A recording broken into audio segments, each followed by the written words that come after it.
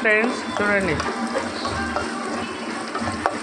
నేను ఇప్పుడు మునగాకు తాలింపు చేస్తున్నాను. దీనికోసం పెనం పెట్టి తిరువాత గింజలన్నీ వేసుకొని నూనె, 2 ఎండుమిర్చి కూడా వేసాను. చూడండి, అలసందలు బేడల ప్లేస్లో అలసందలు, కందిపప్పు వేస్తాము, కందిపప్పు బదులు అలసందలు వేస్తున్నాం ఫ్రెండ్స్.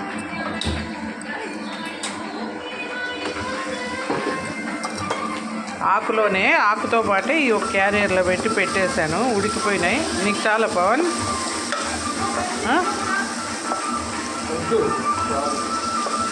చూడండి, ఇవి కూడా వేసి బాగా వేయించేసుకున్నాం.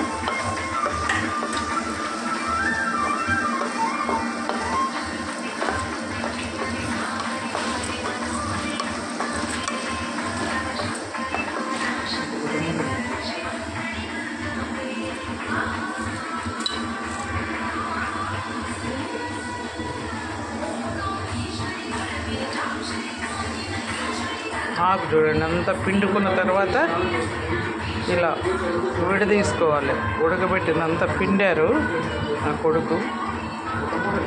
పిండిన ఆకును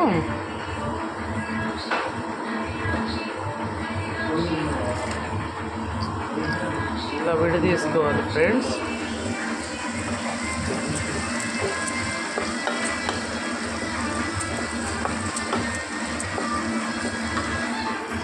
పిండి ఆడ పడేసిపోతే విడదీయద్దు ఆకు. పోయి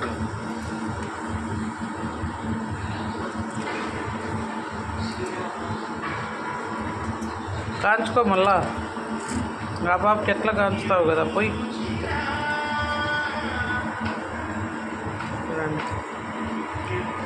ఆకంతా ఇలా దేనికదే విడదీసుకోవాలి ఫ్రెండ్స్.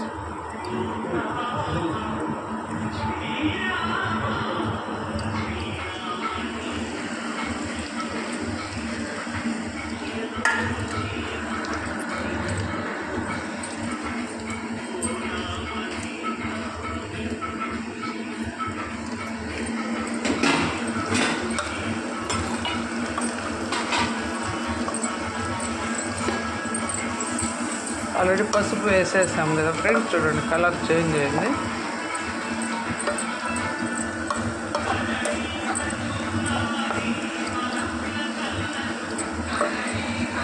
ఇక్కడ నాకు ఇలా ఉంటే అంతా తీసేసుకోవాలి.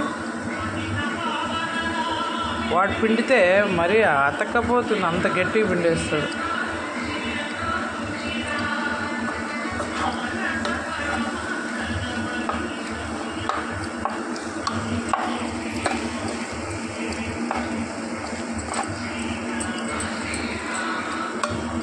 బాగా వేయించుకున్నాం ఫ్రెండ్స్, ఆయిల్ ఉంది కాబట్టి. చూడండి, ఇలా చాలా బాగుంటుంది. అలసందలు కందిపప్పు వేస్తాం మామూలుగా, నేను ఉడకబెట్టి. ఈరోజు పచ్చి అలసందలు ఉన్నాయి ఫ్రెండ్స్. లాస్ట్ టైం పల్లె పోయినప్పుడు కొనుక్కొచ్చినాం రామాపురంలో, అవి ఉన్నాయి.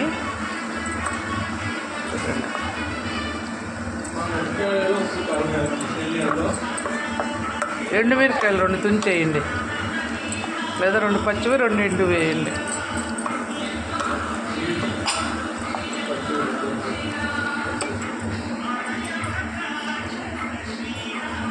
బాగా వేగిన తర్వాత పొడి కొట్టాను ఫ్రెండ్స్ ఫ్రెష్గా. ఇప్పుడే శనక్కాయ పప్పులు, ఎండుమిర్చి, ఉప్పు, కొద్దిగా జీలకర్ర వేసి కొట్టాను.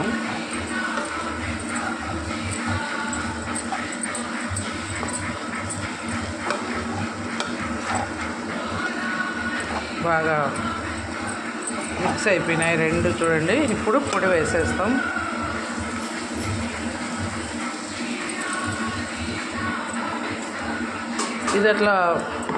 ఇది ఇట్లని వేయమా.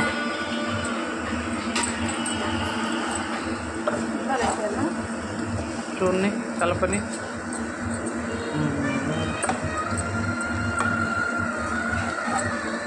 చూడు, సరిపోతుందా? వేద్దామా?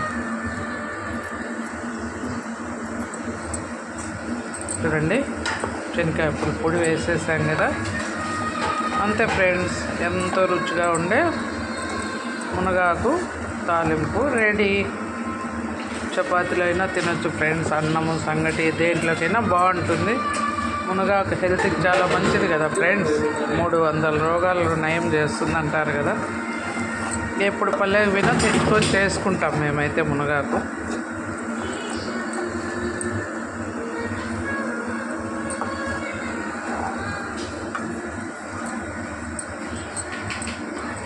Ready friends.